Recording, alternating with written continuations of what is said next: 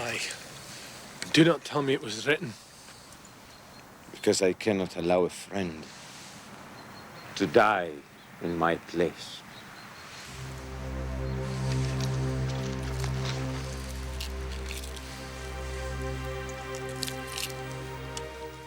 This episode actually replaced an episode that we had in development, which was called Dilemma.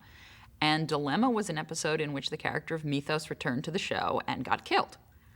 And when we were filming the Mythos episode and started seeing dailies and saw the chemistry between Peter Wingfield and Adrian Paul and how well the character was working out, we decided we didn't really want to kill him, which was a shame from a story point of view because the Dilemma story was really kind of an interesting story in which Callus kills Mythos and then starts exhibiting some of Mythos's personality traits, and Duncan's torn between killing his worst enemy and saving his newest friend.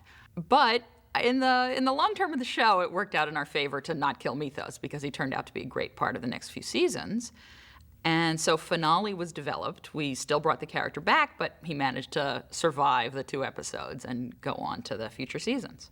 Well, that is just perfect. The wonders of modern technology. What's something funny?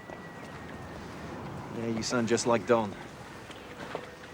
Finale Part 1 and Finale Part 2, the titles make them sound like a 2-parter, but we always said that they were the last 2 episodes of a 5-parter, which started in Song of the Executioner and continued in Star-Crossed and Mythos. And sometimes we would say that, in fact, they were the last 2 episodes of a 22-parter, which was the entire season.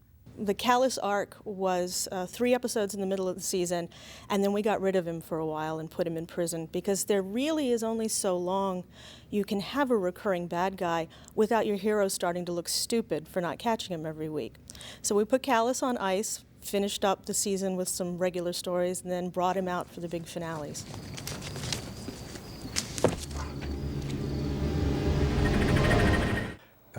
This was sort of a further development in the relationship between Amanda and MacLeod. She'd always been a pretty selfish character. She was a hedonist. She liked pleasure for its own sake, liked MacLeod for, a number of reasons. Caviar, truffles, chanterelle, and my favorite, smoked goose. And I know what you're thinking, but I think we can find a way to work it off. But there was always a sense that Amanda was in things for herself. In this case, she actually tried for about the first time, I think, in the series to do something totally selfless, to tackle this enemy of MacLeod's and to finish him off. What now? Now you die. Of course, Amanda being Amanda, she didn't take everything into account. Callus gets out of prison I think in the teaser of the episode, and she really starts a series of events that's going to put MacLeod, all the mortals, and all the Watchers in danger. All this just to kill me. Give the man a cigar. In finale, Amanda breaks Callus out of prison with the idea of immediately whacking him as a gift for MacLeod. But of course, didn't work out that way because we had 2 episodes to fill.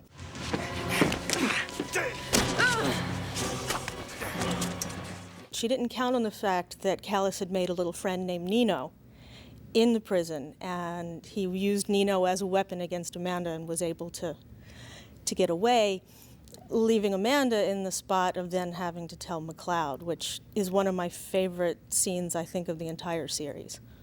So you won't kill me when I tell you what happened?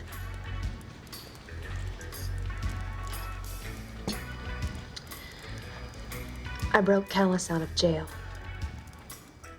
Nino. Wow, we got really lucky there, because when you write a character who's off-kilter like that, if the casting isn't good, it just comes off farcical. But they played off each other so wonderfully that he just, every time he's on screen, it adds a little extra zip to it. Run him down. Run, you bastard! Come on! Joe, back off. There's someone else.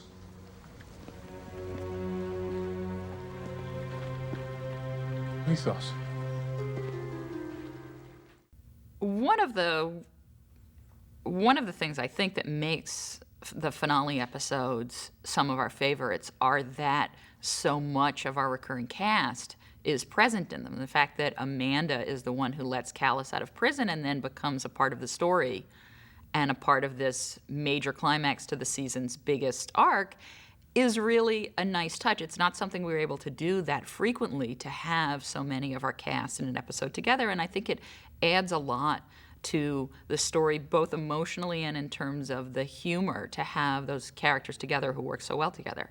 Finale, I think, was one of the first episodes that brought all of our family together, or at least all the family except for Richie.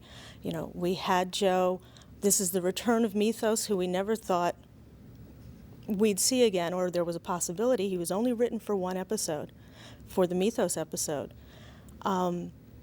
But we had all liked the dailies of that so much. We'd liked Peter Wingfield's performance and what he was doing with the character, that the decision was made to bring him back for the last two. And there was a distinct possibility he was going to die at the end of those two, but again, the character was so winning that he got a reprieve, and we told a slightly different story than we might have told. But we also have Amanda. It was the beginning of, I guess, what I'd call the Mythos and Joe show. There was some kind of chemistry between Jim and Peter that came across on the screen, and I think that developed both of their characters for the rest of the show. Don't make me do this. In finale part one, just as Joe Dawson is going to step out of character, in a sense, for Joe and kill Christine, the wife of a watcher. Christine is about to go into the Tribune offices, or Herald offices, I think, of a newspaper, and reveal all about the Immortals and the Watchers to the world. And Joe, knowing that this can't be allowed to happen, is going to step in front of her and shoot her and commit murder to prevent her from revealing this fact to the world. McLeod dives in front of Joe's bullet, takes the bullet, and Christine makes it into the offices of the newspaper. So at the end of finale part one, we have the feeling that the whole cover for Immortals and for Watchers is going to be blown, and that in fact the series as we know it could change utterly. This was done for two reasons. One is to give us a great cliffhanger, I think, and secondly because that's the sort of thing McLeod would do. He couldn't allow a murder to take place, even if it would save his life in some way or keep his cover from being blown. Well, the reason McLeod takes a bullet at the end of the show of finale part one is to save his friend the guilt of having killed somebody, of having taken somebody else's life, and being, you know, the judge, jury, and executioner.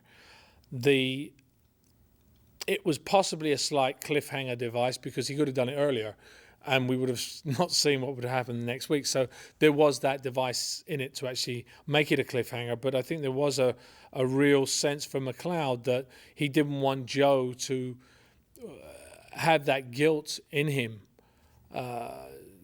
something he would have to live with for the rest of his life, that he killed a woman, and one that was the wife of a friend of his, because she was doing something that she believed that was right. I think it's very in keeping with Duncan that he's willing to risk, I guess, the hypothetical, all the Immortals might be outed, to in effect save Joe's soul. The choice of actually letting Joe divulge the secret of Immortals or save his own skin was an obstacle that McLeod had to overcome. But you know, what's the greatest thing a hero can do is save his friend and give his own life up. And in a way, he's doing that because he's giving up his own identity, or the other Immortals and his identity, to the general public, which puts them up for many different scrutinies that he doesn't necessarily want or need in his life, because he's lived for 400 years with the secret of being immortal and having to sort of hide that fact from everybody. And now, having it exposed to the world, he would then be subject to people wanting to kill him, to dissect him, to find out who they are, to interfere in something which is none of their business. McLeod, why did you save her? Joe was perfectly willing to kill Christine and whoever else he needed to keep everything a secret, but Duncan could not allow that to happen to Joe. And I think it's interesting from Joe's point of view that he really didn't understand that. He just thought that Duncan was saving Christine.